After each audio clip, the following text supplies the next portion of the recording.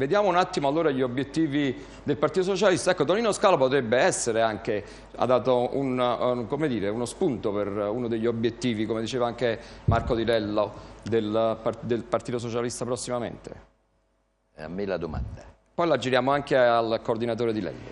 Sì, le questioni credo che sono all'ordine del giorno, in modo particolare nella nostra provincia e nella nostra regione, pongono al centro dei problemi da affrontare soprattutto una questione di metodo, cioè che bisogna in qualche modo riprendere la politica con le regole, così come nella tanto criticata Prima Repubblica, in qualche modo anche molto superficialmente sono state poste.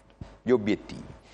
Io credo che ai socialisti toccano fondamentalmente due questioni di fondo. La prima legata alla ricostruzione di una serie di alleanze, e credo che il lavoro maggiore che questo partito deve fare, lo deve fare con la consapevolezza di avere avuto un ruolo in parte marginale e in parte critico rispetto a quello che voleva significare il risorgimento napoletano, ma che in realtà poi, come tutti quanti noi, ahimè, stiamo verificando, si è trattato di un vero e proprio fallimento. Ma quel finto risorgimento ha partecipato? Devo dire la verità, a quel finto risorgimento i socialisti hanno partecipato con due caratteristiche fondamentali.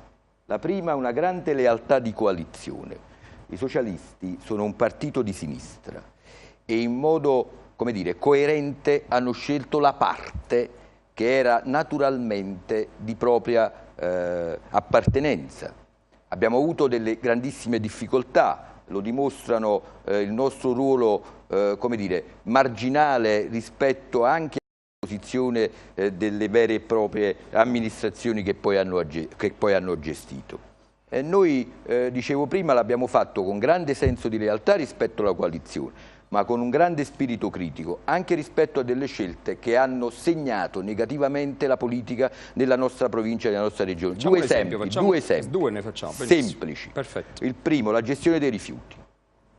Noi abbiamo da tempo segnalato e individuato che il meccanismo di mediazione che era in qualche modo rappresentato dai consorzi e dai bacini di gestione dei rifiuti, stavano sempre più diventando carrozzoni clientelari e dove la questione della pulizia delle strade delle città diventava aspetto estremamente relativo e marginale.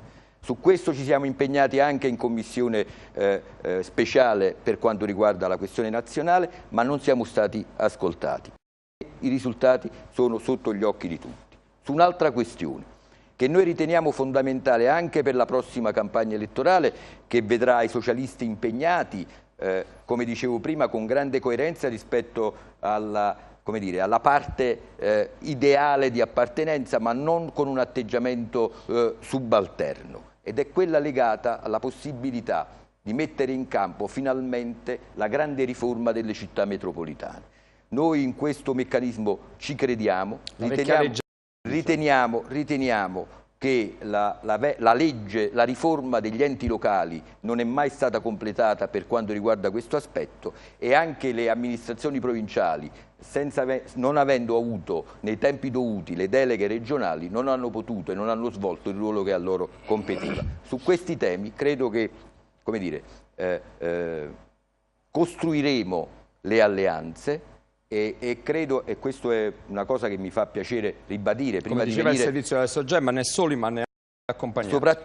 Soprattutto non soli, ma anche non male accompagnati. E l'ultima cosa che mi faceva piacere ribadire, il terzo esempio credo che ce l'abbiamo qua in studio, che è l'onorevole Di Lello, che ha fatto un buon lavoro, soprattutto che si è anche dimesso ma soprattutto ha fatto un buon lavoro dal punto di vista normativo, perché molte leggi, soprattutto nel campo dell'edilizia, portano la firma di Marco e portano l'impegno di grande intelligenza che il partito ha messo in questo tipo di formulazione normative.